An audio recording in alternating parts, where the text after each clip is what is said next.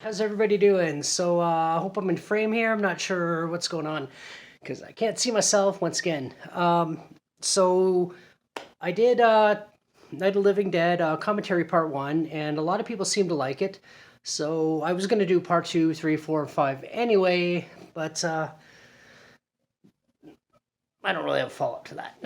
But I am going to do part two right now. I do want to give a thank you and a shout out to Titanic Discussions YouTube page, YouTube channel, and for commenting and watching it and letting me know that they're going to follow up and see the next part of this. So check out their channel as well. They got a few videos on there, a little interesting kind of stuff that I looked at. And all I'm going to say is let's get into this. And also a little quick, once again, to my Aunt Patty, who I talked about in my last cooking video. She also really loves this movie. So yeah, maybe we can sit down and watch this one together one time and have some popcorn and whatever. Anyway, let's get into this. And as you know, it's really done ghetto style. Like I'm literally, this is not a green screen. This is me standing in front of the TV. So that's pretty much what it is. The camera looking at the TV and me talking over it. I did not organize my notes the way I should have. So this might be a little bit rough, but I've seen the movie enough times, so hopefully I will come off as someone who knows what they're talking about. So you might see the volume bar on this side of the screen. You're going to see pause, unpause when I start the movie in a second. And this is roughly where I left off. So let's get into it. Let's watch part two of Night of the Living Dead commentary by Jack Ackman.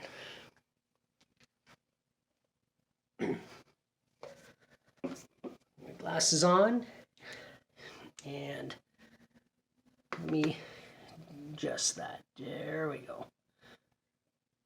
A little bit more.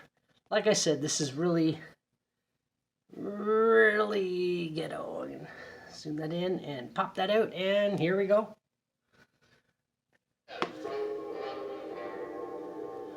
There we are. I think this is about where we left off. One of these zombies that he had just killed in this scene was John Russo, who's one of the writers and directors with George Romero in makeup, but I'm not sure what it is. Now here's a little interesting note about this scene. So I want to try and get rid of that little light in the corner.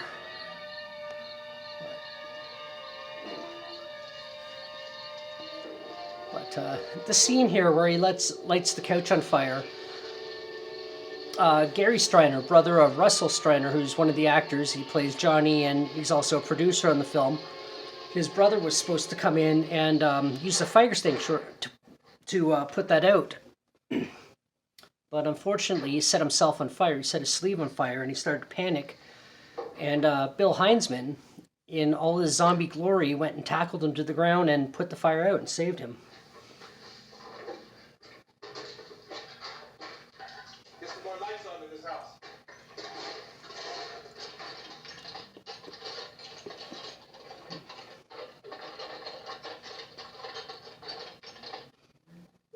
I don't want to get too lost watching the movie while I'm trying to do a commentary on it. But it is it's very addictive. Judith O'Day there.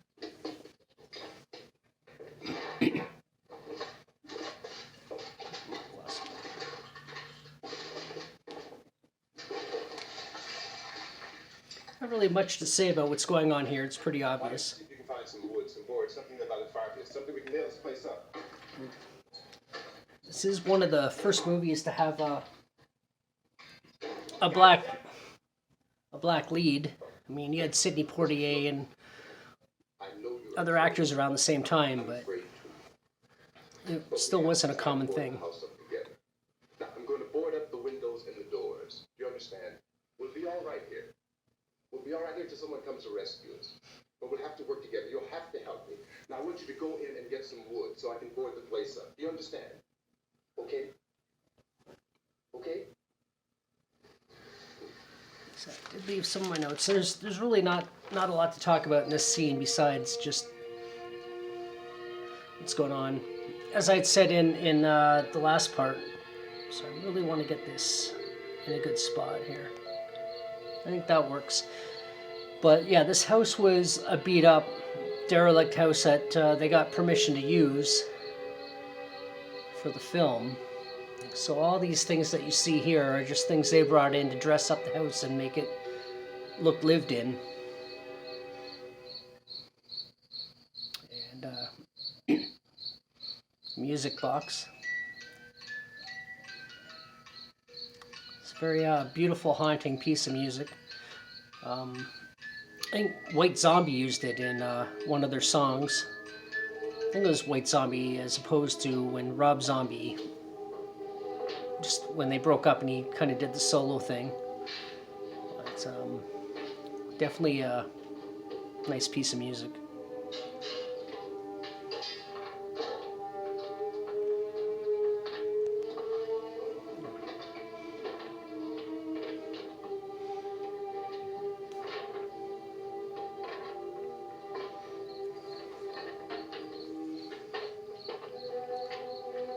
I always thought if they had done a third remake of this, or sorry, a second remake, a third version of the film in, say, the 90s, I think the actor Leon may have made a good Ben. They kind of have a similar body style, and they do look a little bit alike. I think Leon's a lot more muscular, but like probably about the same height.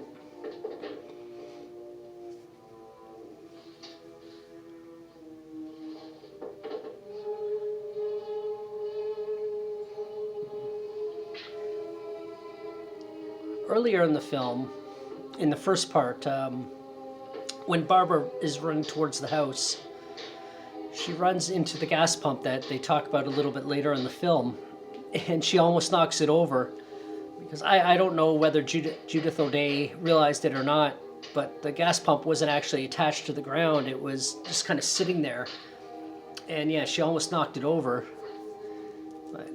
I'm not sure if later in the film, the later scenes, they had attached it to the ground because it didn't look like it was going to fall over at any point with everything that was going on in those scenes that were a little bit more exciting. Something else I didn't touch on in the beginning of the film, in the cemetery, that was actually the last scene to be filmed in the movie. If we have to, we can run in here and board up the doors. I think they might have been looking for a cemetery to use after filming the rest of the movie.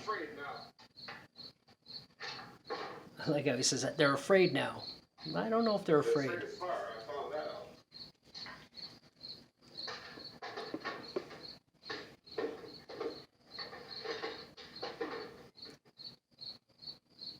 I like how they talk about their stories coming up here. You know a place right down the road called Beekman's Diner? In the animated version that had just come out recently, they, I think they actually have an animated, when he's talking about the story, they have an animated version of it, so you can actually see what was happening I jumped in to listen to it. while he's talking about it. Gasoline truck came screaming right across the road. But there must have been 10, 15 of those things chasing after it, grabbing and holding on. I didn't see them at first. I just thought that was a really nice table. I think I just said that, I'm not sure. But it's a really nice table to have broken up. Be an antique now. Back then it was probably just new. Slammed on my brakes to keep from hitting it myself. It went right through the guardrail.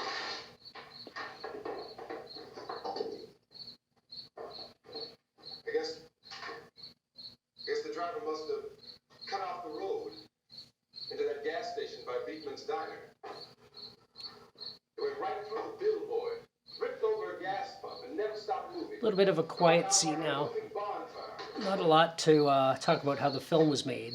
I don't want to just let it keep running, and I'm supposed to be doing a commentary about it. Still, you're the man. Screaming. You hear the crickets in the background. They're obviously added in post-production, but very effective. If they're in the house and hear the crickets that loudly, I think the crickets would be in the house. If there was anyone there who could But- help me. That's when I noticed that the entire place had been encircled. Wasn't a sign of life left, except by now there were no more screams. I realized that I was I was alone. alone. I always remember that line. My first copy of this movie, I actually, because it was in the public domain, my first copy I bought at a head shop in Toronto, back in the day when Toronto had a lot of head shops and you can buy different things. And I bought this and a film called Crucible of Terror at the same time. And I remember I think I was about 14 when I first saw the movie, when I first brought it home. I'd never seen it before. I'd only heard of it. And I think I paid about $3 for it on VHS. And that copy is long gone, that copy I had. I know exactly what happened. I lent it to a teacher at school, and he, quote unquote, lost it. But I remember I sat and watched it, and I was blown away by it. The funny thing is, I actually saw. Actually, I was probably older than 13 because I saw Return of the Living Dead before I saw Night of the Living Dead, and I didn't know the connection until finally I got this movie and okay, that's what he's talking about. Night of the Living Dead, Return of the Living Dead about Night of the Living Dead. But, it's hot in here. I'm trying to get this. There, that'll do. But yeah, And he said, public domain. "Oh, it's late. Why did we start so late?" And I said, "Johnny, if you'd gotten up earlier, we wouldn't be late." And that conversation would happen about Johnny asked me if I 2 or 3 minutes before And I said, they're coming to get you, Barbara. And then this man started walking up the road. And of course, that's talking about Bill Heinzman again. And Johnny kept teasing me and saying, "He's coming to get you, Barbara." And I laughed at him and said, "Johnny, stop it." And then Johnny ran away. And I went up to this man, and I was going to apologize. Why don't you just keep calm? And I looked up, and I said, "Goody." I always wonder, And he grabbed the original Ben character was supposed to be an aggressive, angrier guy. me, and he ripped at me. Dwayne Jones does it as a very calm, Ripped at my clothes. collected person. You know, he's Oh, relaxed but stressed about the situation. But had it been the original idea, what this character would be doing right now? Would he be yelling at her, telling her to shut up? Just and then as Johnny opposed came to, and he ran, you know. He fought this man. And I got so afraid. I ran.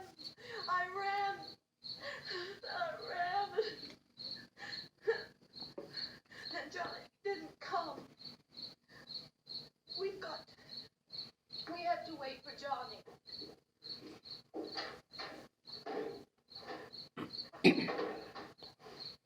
We better go out and get him. We have to go out and get Johnny. He's out there. Please, don't you hear me? Reality We've got check to coming go up. out and get him. Please, we have got to go get Johnny. Please help me. Please. Here it comes. Don't you know what's going on out there? This is no Sunday school picnic. Don't you understand? My brother is alone. Your brother is dead. No, There it is. my brother is not dead. Oh.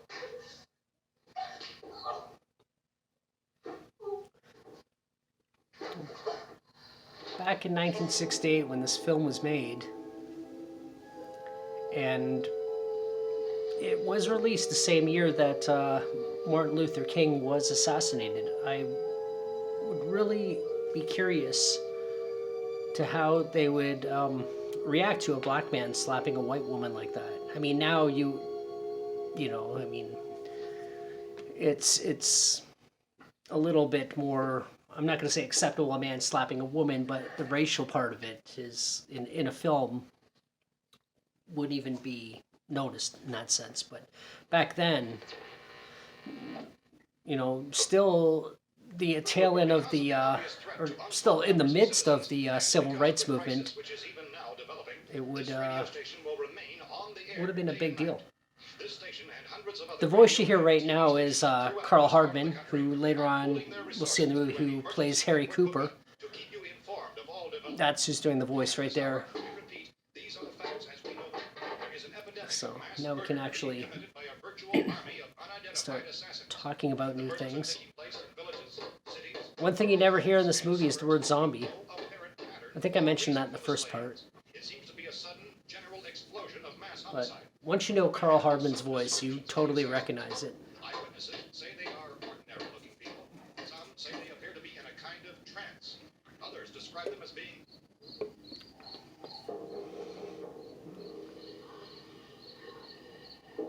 I'm not going to mention it too much now, but there were two trucks in the film that are supposed to be the same truck. And it'll probably be in the third or fourth part where I point out the differences and how you know it's a different truck. And it's just a funny reason why they had to get a second truck. Well, the first truck wouldn't start when they needed it to, so they had to get a second truck. That's basically it. They used a lot of all the places they talk about, especially later on when they're doing the TV footage, were real places around that area, around Pittsburgh, real actual cities to make it realistic. So when people did watch it, they were like, "Oh wow, like this is really cool. Like it's legit." That's where it's supposed to be. They didn't make up cities. They didn't, Thousands of office and factory workers are being urged to stay at their places of employment, not to make any attempt to get to their homes. However, in spite of this urging and warning, streets and highways are packed. That club will make an appearance later on in the movie. Just anywhere. We repeat, the safest course of action at this time is simply to stay where you are.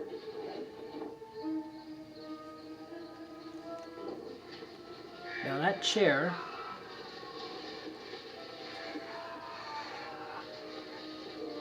is the chair. I think I mentioned it earlier, but that was the chair that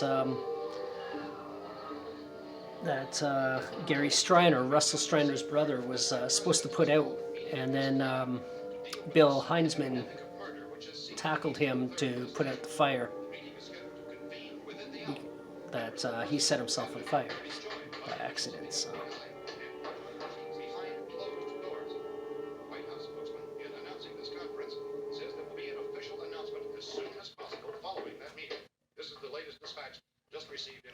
I like how they have the news going on in the background while the action's going on. Texas Chainsaw Massacre kind of did the same thing in the beginning of the film.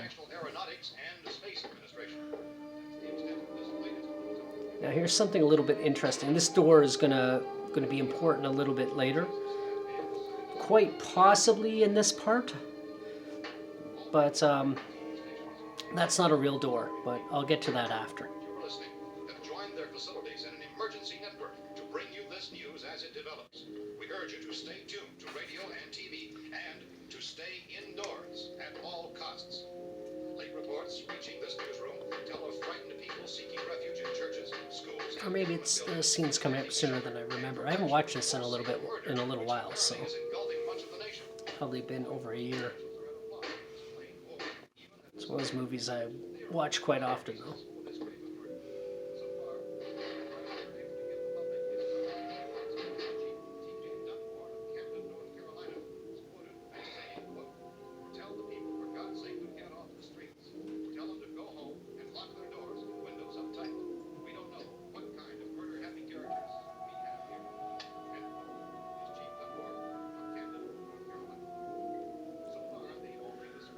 To say here,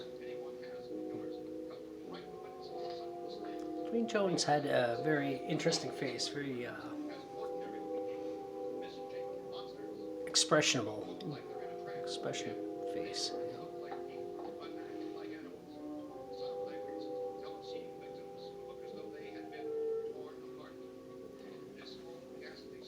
This is if you listen to the newscast in the background, it does tell a lot of things that the animals also come alive.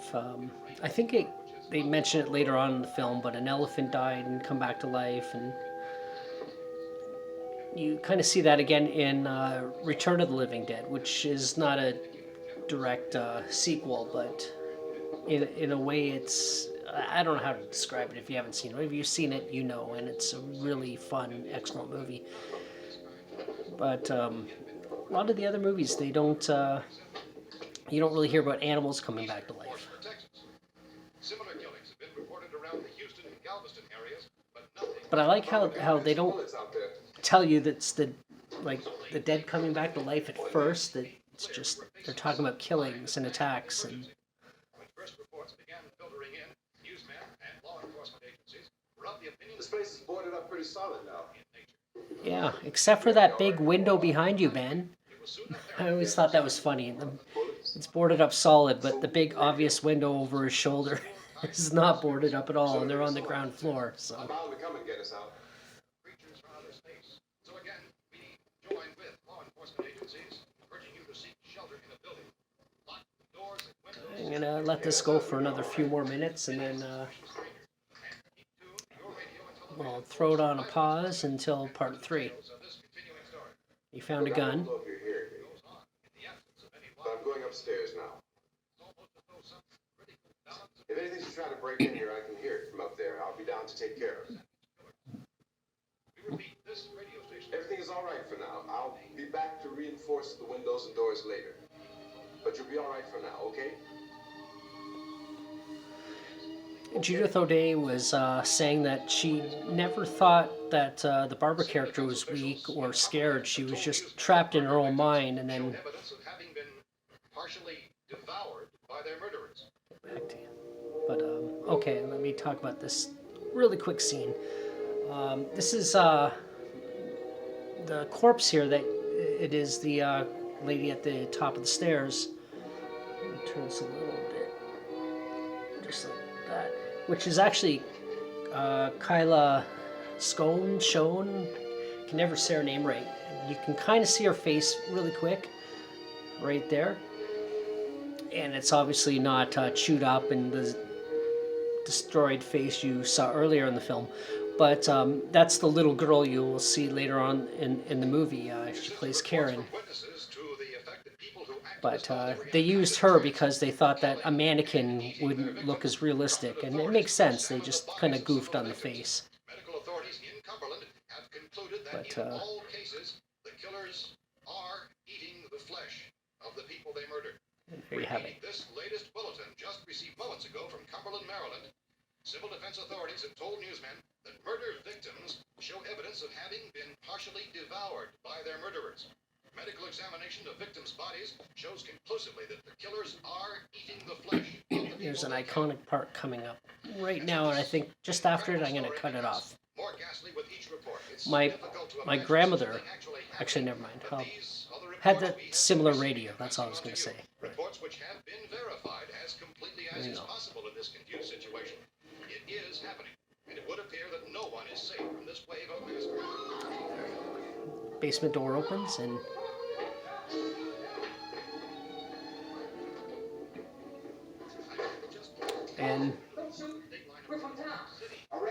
there we go, up from the basement. And that there is who I've mentioned many times, Carl Hardman, who plays Harry Cooper, who's also a producer, did some of the makeup and some of the photography in the film. And the other gentleman is Keith Wayne, who plays Tom. And that basement door was actually cut into the wall because this particular house, didn't have an actual basement. And the basement scenes were shot on another location, and unfortunately, that's where the original cuts of this film were left.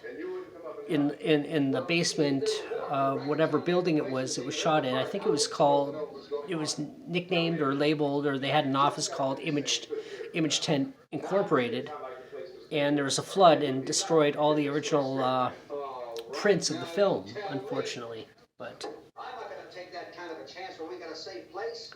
We luck into a safe place, and you're telling us we got to risk our lives just because somebody might need help, huh? he really plays this well, because what I understand, he was actually a really sweet guy. We cannot. Okay, we're Now here. watch, Now I suggest I'm going to cut it off in a minute, but Keith Wayne, who plays Tom, watch how often he blinks. Even in a commentary that he had done for the film, he makes fun of himself for constantly blinking through the movie, and I never noticed it until he pointed it out. So And I'm telling you, I might have pointed it out for you. we So were damn lucky to get away at all. anyway, I'm gonna let this run for about another minute, and then I'm gonna pause it, and we'll carry it on in part 3.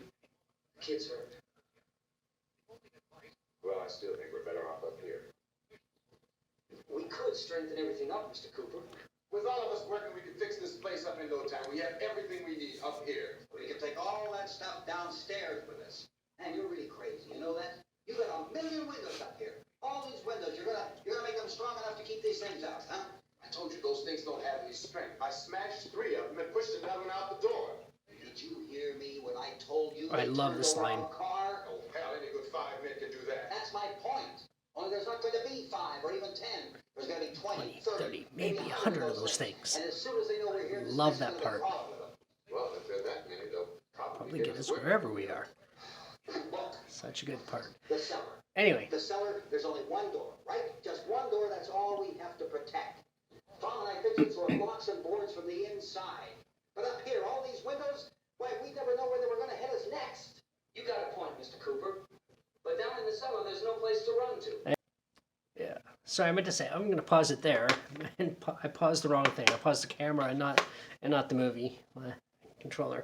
But yeah. So I'm gonna let it go there, and I will probably do part 3 in a few days. Let me know if you watch this. Leave a comment down below on on YouTube or Facebook, wherever you see it, but preferably on YouTube. And again, I really love this movie, and I really want to get into these public domain commentaries. And if you have any suggestions of a movie I could do next, I'm probably gonna stay within the horror things. I'm not sure 100%. I heard through the grapevine, and I wasn't sure if it was Nosferatu might be public domain, but I'm not banking on that 100%. But I do know that Carnival of Souls is, and I'm probably gonna lean towards doing that one next. I got 3 more parts of this movie to do, and I'm looking forward to doing them, and I'm hoping you're looking forward to seeing them and listening to them. And yeah, all right, I will see you in the next one. Bye.